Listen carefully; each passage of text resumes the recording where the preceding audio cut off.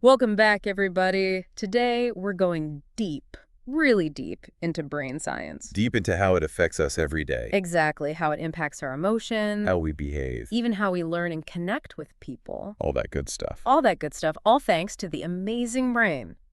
And to guide us, we've got Dr. Daniel Amen's book, Change Your Brain, Change Your Life. He's a psychiatrist, right? Yeah, and he's been a pioneer, I'd say, in using brain imaging. Oh, that's right, brain imaging. Specifically, SPECT imaging to really understand mental health. In a totally new way. Absolutely. So think about it. Like, have you ever wondered why do I always react like that in certain situations? Yeah. Or why are some people just naturally calmer or more focused? Some people just have it. They just have it, right? Mm. Well, Dr. Amen says it comes down to, like, how our different brain systems are working. It's all about the wiring. The wiring. And the cool part is, he thinks we can actually change these patterns. Isn't that amazing? It is pretty amazing. Now, to do this, he uses this specific type of brain imaging called SPECT. Can you tell us a little bit about what SPECT imaging is? Well, it's really interesting. It stands for Single Photon Emission Computed Tomography. Okay, now try saying that 3 times fast. Don't even try. Oh, don't. But basically, it lets us see blood flow and activity, all that in the brain. So you get a tiny bit of a radioactive tracer, which binds to these brain cells. Oh, okay. Then we've got a special camera, super high-tech, which detects the tracer signals, and bam, it creates this 3D map A 3D map of the brain. of what's happening in there. Oh, so it's not just like a still picture, like an X-ray. Exactly. It's like a window right into the brain's activity in real time. Real time. You can see what areas are lighting up. So you can see what parts of the brain are working hard, like when you're, I don't know, trying to solve a puzzle or something. Precisely. Fascinating. You know, it's pretty interesting how Dr. Amen faced so much resistance when he first started using SPECT in the mental health field. Yeah, it was a new frontier. In the book, he talks about how people thought he was, I don't know, a little crazy. Really. Yeah, for even suggesting that brain imaging like SPECT could actually tell us something useful about conditions like anxiety or depression. Huh, interesting. But then he had this aha moment, a big one. What happened? He decided to get his own brain scan. Oh, wow. He was going through some anxiety himself. And guess what? The scan showed this really clear pattern. A pattern of... Overactivity in a part of his brain called the basal ganglia. Okay. Now, we know this is a key area linked to anxiety. So he saw his own anxiety right there on the scale. Right there in black and white, or I guess in colorful brain scan images. And that visual proof, it was a game changer. It's not just an idea anymore. Exactly. Suddenly, it's not just a theory. It's like, boom, there it is. Tangible evidence. Tangible evidence that mental health, you know, those struggles, they have a real physical basis in the brain. That must have been powerful for him to see. Powerful. And it wasn't just his own scan. He went on to scan his family, his own family. His family. And he found patterns, matching patterns. Matching. Their brain images with their personalities. For example, his mom, his aunt, they both had anxiety. Yeah. And their scans showed similar overactivity in, you guessed it, the basal ganglia. Wow. So their anxieties, they showed up similarly in their brains. Yeah, isn't that wild? It really makes you think. Seeing those patterns, it must have been so validating. Validating for... Not just for Dr. Amen, but for his patients too, you know? It's like, Right. it takes away the stigma, that whole it's all in your head thing. Yeah, it's not just you making it up. Exactly. It's showing that these struggles, they have a real physical part to them. They're happening in the brain. It makes you realize that behavior, it isn't always about willpower, you know? Or like personality flaws. Right. It's about what's happening inside. Hmm. And that brings us to Andrew. Who's Andrew? Andrew's story, it's really powerful. It's about this 9-year-old boy 9 years old. having these really disturbing thoughts and behaviors. Heartbreaking, because other doctors, they dismissed his problem. You didn't think it was a big deal. They didn't connect it, you know, to a possible brain issue. So they didn't look further. They didn't look further. But then Dr. Amen stepped in, and he insisted on getting Andrew a SPECT scan. Okay. And that scan revealed this massive cyst. A cyst in his brain. Yeah, in his brain, a fluid-filled sac right in his left temporal lobe. Oh, wow. The book actually shows a comparison of his brain scan to a normal one. It's crazy.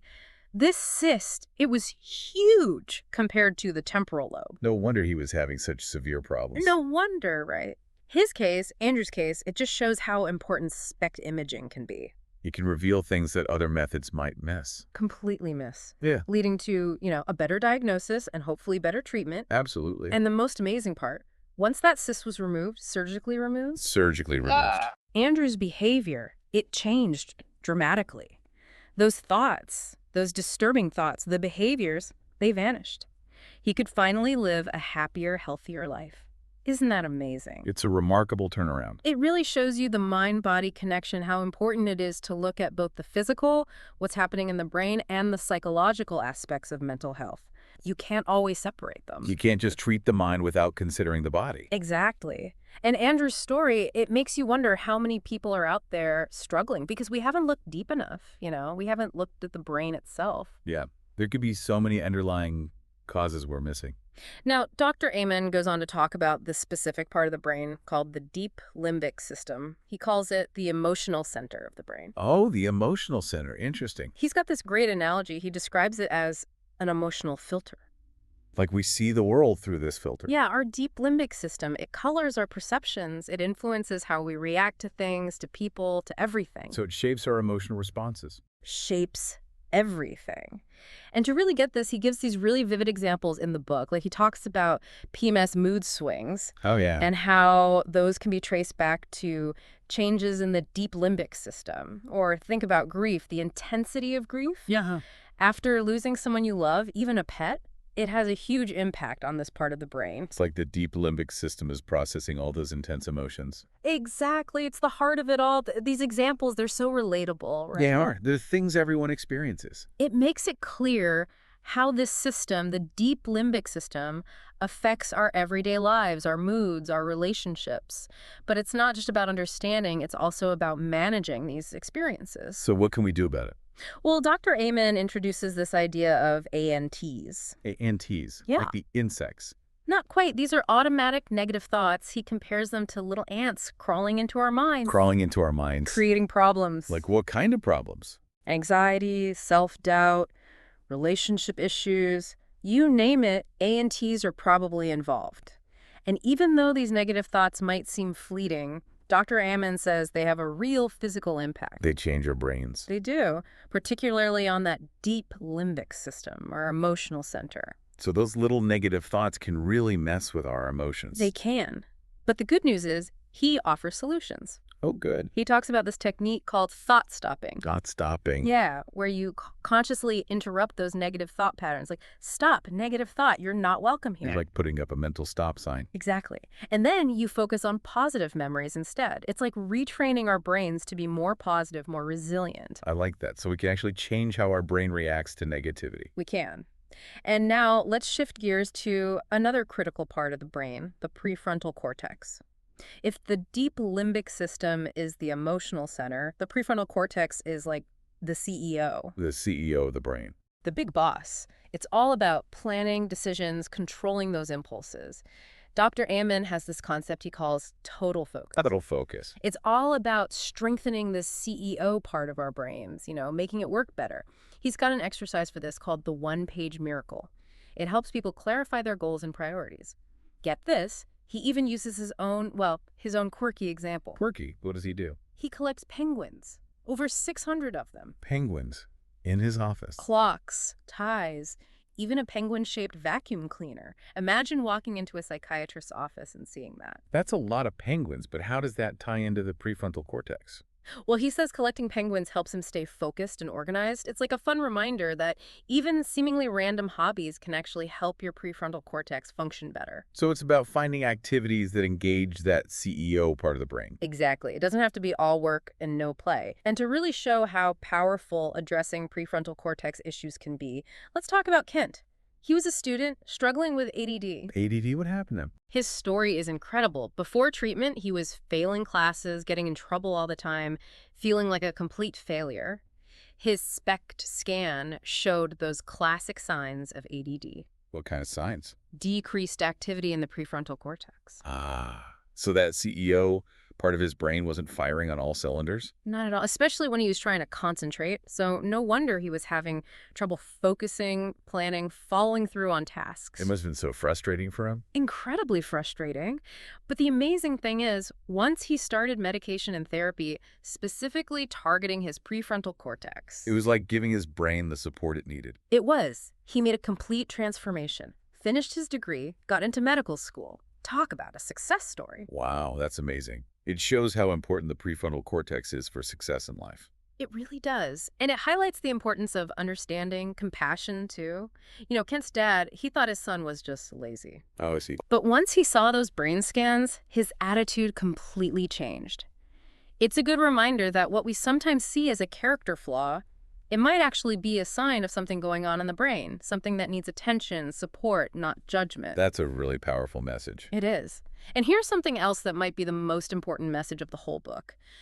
Treating mental health, it's not just about medication. It's not. Dr. Amen, he's all about a holistic approach, lifestyle changes, things like that. He really emphasizes the power of nutrition, exercise, getting enough sleep. Taking care of your whole self? Exactly. He even talks about alternative therapies like biofeedback. He delves into all the details in the book, but it's crucial to remember that these are just general guidelines. Anyone struggling with their mental health, they should talk to a doctor, a therapist, get personalized advice and treatment. Absolutely. One size doesn't fit all when it comes to mental health. Right. So in this first part of our deep dive, we've just scratched the surface of how our brains work and how that affects our lives, everyday lives. We've seen how SPECT imaging can reveal things we might not see otherwise, how our emotions, our actions, they're tied to specific parts of our brain.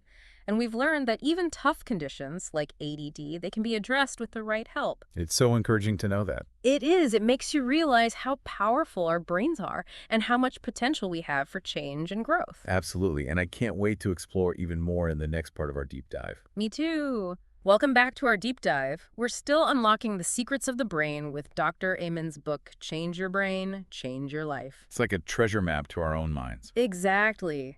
Last time, we were all about the deep limbic system, the emotional control center and the prefrontal cortex, that CEO we were talking about. Those powerful players in our brain. Powerful players, absolutely. But today, we're zooming in on another key area, the basal ganglia. Okay, the basal ganglia. What's its role? Well, Dr. Amen describes it as this central hub for managing anxiety, but also motivation, even physical movements. It's incredible how much influence this one area has on us. Like a multitasker in there. A master multitasker. Yeah. And what's really fascinating is how it's all connected to those chemical messengers in our brain, the neurotransmitters. Right, the neurotransmitters. They're like the communication network. The communication network of the brain. Dr. Amen talks a lot about dopamine and serotonin and how their balance or imbalance can really affect us. Oh, that balance is crucial. Crucial. When he was talking about how stimulants, like those used to treat ADD, actually work by increasing dopamine in the basal ganglia, it got me thinking about how delicate that balance really is. Like a tightrope walk. It is. He even points out that too much dopamine, well, that can actually lead to obsessive thoughts and behavior. Oh, wow. So it's not just about having more dopamine. Not at all. It's about having the right amount. And that might mean addressing a serotonin imbalance, too. So many factors at play. So many factors. It's amazing, really. It just goes to show that there's no one-size-fits-all approach when it comes to mental health. Everyone's brain is unique. Unique. Now, Dr. Amen goes on to discuss a bunch of conditions that are linked to, you guessed it, basal ganglia dysfunction. Like what? Well, anxiety, panic disorder, even Tourette's syndrome. It's crazy to think that these conditions, they seem so different. They do seem different. But they could actually share a common root, all because of how this one area of the brain is working or not working. And one story that really stuck with me, it's about a patient named Gary. What was Gary's story? Gary had this crippling fear, a phobia, of medical procedures. Oh. Anything. Any medical test, it would send him into the spiral of anxiety. Must have been terrified. Absolutely terrified, convinced that every test was going to reveal some horrible, life-threatening condition. I can understand being nervous about medical stuff, but this sounds extreme. It was completely debilitating for him. He couldn't even go to the doctor for routine checkups. And guess what? It turns out his fear This intense fear, it was linked to overactivity in his basal ganglia, like it was stuck in overdrive, Stuck in overdrive. How so? predicting the worst case scenario all the time, nonstop worrying, His brain was sending out constant false alarms. constant false alarms. And get this, Dr. Ammon actually went with Gary to get some kidney x-rays. He even used hypnosis to help Gary stay calm during the procedure. Wow, that's going above and beyond. Talk about a dedicated doctor. Yeah. But it wasn't just about being there, holding his hand. Dr. Ammon also gave Gary practical tools to manage his anxiety. What kind of tools? Relaxation techniques, cognitive behavioral therapy, even something as simple as deep, slow breathing. It's amazing how these simple things can make such a difference. It's about retraining the brain to respond differently. Exactly. And he makes this great point about learning to deal with conflict, constructively. He says that people with basal ganglia issues, they often try to avoid conflict altogether. Oh, that makes sense if they're already prone to anxiety. Right, but he points out that this avoidance, it can actually lead to more stress in the long run. It's like you're bottling everything up. So what's the solution? He suggests learning to approach conflict in a healthy way, setting boundaries, communicating clearly, and learning to advocate for yourself, but without getting overly aggressive. It's a delicate balance. It is. Now, speaking of getting stuck, it makes me think of another part of the brain Dr. Amen talks about, the cingulate gyrus. The cingulate gyrus. Okay, what does that one do? He calls it the brain's gear shifter.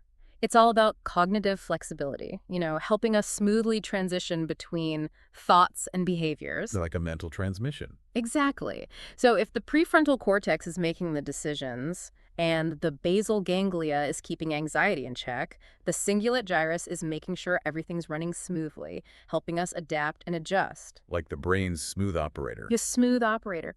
But when it's not functioning properly, well, we can get stuck. Stuck in what way? Ruminating on negative thoughts, obsessing over tiny details, getting locked into these rigid behaviors. Dr. Amen calls it getting stuck in the mud. I think we've all felt that way sometimes. Oh, absolutely. He even links it to conditions like OCD, addiction, even road rage. Road rage, really. Think about it. You're stuck in traffic, getting frustrated, and your brain can't find a way to calm down, to let go. And suddenly you're honking the horn and yelling at other drivers. Exactly. It's like your brain's stuck in fight mode and it can't access the flight or freeze options. And this stuck feeling, it can manifest in so many ways.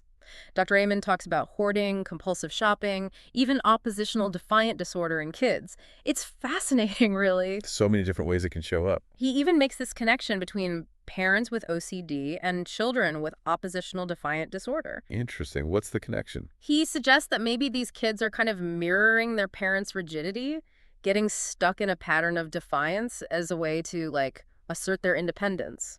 Pushing back against that feeling of being controlled? Yeah. Exactly. It's a reminder that our experiences, they really shape our brain development.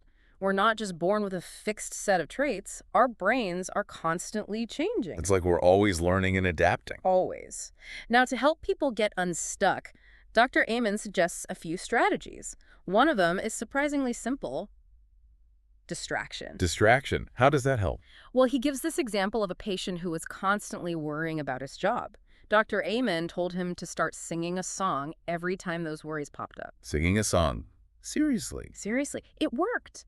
By engaging a different part of the brain, it helped break the cycle of worry. So it's about shifting your focus. Shifting your focus. And he also emphasizes the importance of challenging those rigid thought patterns, asking yourself, is this thought helpful? Or is there another way to look at this? Being more flexible in your thinking. Exactly. And speaking of different perspectives, that leads us to the temporal lobes. We often think of them as being about language and memory. Right, the language and memory centers. But Dr. Amen points out that they also play a crucial role in mood stability and emotional regulation. And when they're not functioning properly, well, things can get a little rocky. Rocky how? Think irritability, mood swings, even those sudden bursts of anger that seem to come out of nowhere.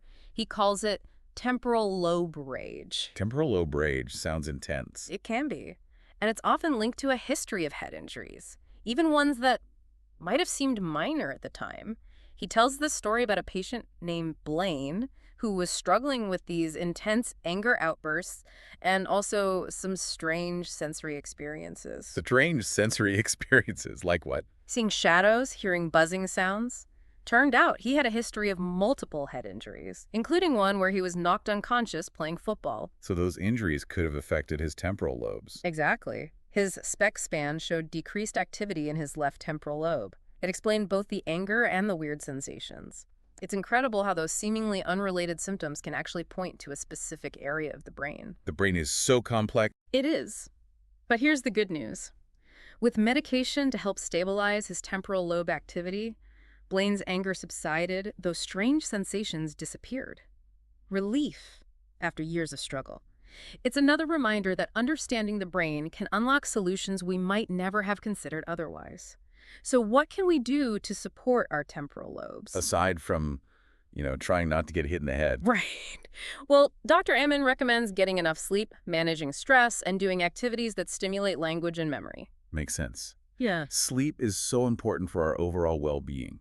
And things like reading and puzzles can really challenge the brain. Absolutely. And I love this one suggestion he has to create a positive memory list, recalling those happy, joyful moments from your past. Oh, I like that. Focusing on the good stuff. Exactly. Giving your temporal lobes a dose of sunshine.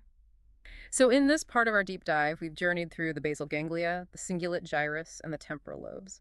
3 amazing and influential parts of the brain. And we've seen how they can affect everything from our anxiety to our flexibility to our moods. It's mind-blowing when you think about all the intricate processes happening in our heads all the time. But what's really important for our listeners to remember is that mental health, it's tied to brain health. Yeah. Our thoughts, emotions, behaviors, they're not just choices, they're influenced by how our brains are functioning. It takes away that sense of blame and shame that so many people feel. Exactly. And the second key takeaway, there's always hope. Our brains are amazingly adaptable, resilient, even challenging conditions that can be addressed with the right approach. It's empowering knowing we have more control over our mental well-being than we might think. And that leads perfectly into the final part of our deep dive, where we'll delve into some of the tougher stuff. Addiction and aggression. We'll see how Dr. Ammon's approach offers valuable insights and solutions for these complex issues.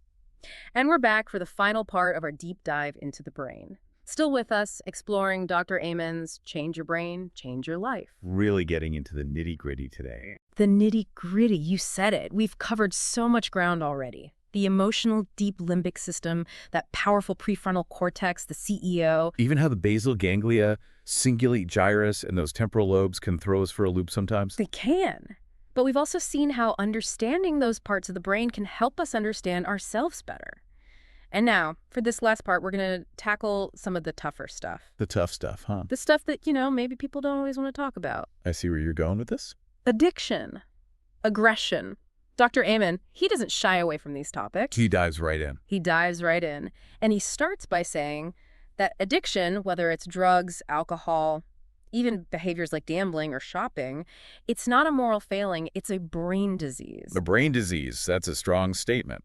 It is, but he backs it up with science. He uses case studies, brain scans to show how those substances, those behaviors, they hijack our brain's reward system, creating the cycle, a craving, a compulsion that can be so hard to break. That makes sense. You get trapped in that cycle. Trapped. And he uses SPECT imaging to actually show the damage. You can see the damage on the scans. You can. Like he shows how cocaine, it can create these holes in brain activity. Wow. And alcohol, how it can shrink the brain, make it look withered. Those images, they're powerful. They make it real, It's not just an abstract idea anymore. Not at all. And he talks about the consequences, too. The broken relationships, lost jobs, even criminal behavior, the really tough stuff. The dark side of addiction. But even with all that, he never loses sight of hope. There's always hope. Always. He emphasizes how resilient the brain is, how it can heal, even after years of substance abuse. He shares stories, amazing stories of people who have overcome addiction, rebuilt their lives. Those stories are so important to show that it's possible. It is possible. And he talks about how important it is to have a multifaceted approach to treatment, addressing not just the addiction itself, but also any other mental health issues that might be playing a role. It's all connected. It's all connected. He really stresses lifestyle changes, too. Nutrition, exercise, managing stress. Those things are so important for overall health. Absolutely. And he even talks about some alternative therapies like neurofeedback. It's pretty cool. Neurofeedback? What's that? It helps retrain those brainwave patterns to promote stability, self-control. Like giving the brain a tune-up. Exactly. Now let's talk about aggression. Again, Dr. Amen challenges how we usually think about it. Mhm. We tend to see it as a personality trait or That choice, Right, like someone is just an aggressive person. but he suggests it often stems from something else entirely: brain dysfunction. Brain dysfunction. Yeah. Not just a bad temper. Not just a bad temper. He points to the temporal lobes again, those are key. Hmm. Damage, dysfunction in those areas, maybe from head injuries. It can lead to those explosions of anger, even violence. We talked about temporal lobe rage before. That's right. He shares a story about a patient, Rusty, extreme road rage, history of meth abuse. His SPECT scan showed serious damage in his temporal lobes, probably from a head injury when he was a kid. His anger, those outbursts, they weren't just bad behavior. There was something happening in his brain, A physical cause for the aggression. a physical cause. And the amazing part, medication helped stabilize his temporal lobe activity. His anger subsided. He could control his impulses. Another example of how understanding the brain can lead to real solutions. And Dr. Emin points out that aggression, it's not always so obvious. It's not always outbursts and violence. Not always. Sometimes it's more subtle. Passive aggressiveness, sarcasm, even just being negative all the time. Interesting. It's like a spectrum of behavior. A spectrum. And he encourages us to look deeper, consider that maybe there's something going on in the brain that's contributing to those patterns. To more understanding. Exactly. And just like with addiction, there's hope for managing aggression. He talks about interventions, medication, therapy, lifestyle changes. People can learn to regulate their anger, build healthier relationships. So much of this comes back to the brain. It does. So as we wrap up our deep dive into Dr. Amen's book, it's clear that he's done something really special here. He's combined the science, the personal stories, and the practical advice. It's a great mix. It is. He shows us that understanding the brain, it's not about labeling people. It's about opening up possibilities for healing, for growth, for change. He reminds us that our brains, they're not set in stone. They can adapt. They're resilient. There's always potential for change. Always. And that's a powerful message. It is. It's been incredible exploring these ideas with you. Any final thoughts for our listeners? Just this. Knowledge is power. The more we understand about our brains, the better we can navigate life's challenges. And remember, you're not alone. There's help out there if you need it. Doctors, therapists, support groups. Don't be afraid to reach out. Couldn't have said it better myself. Thank you all for joining us on this deep dive into the incredible world of the brain. We hope it sparked your curiosity, maybe inspired you to explore the power of your own mind a little more. Keep learning, keep growing. This is The Deep Dive. Signing off.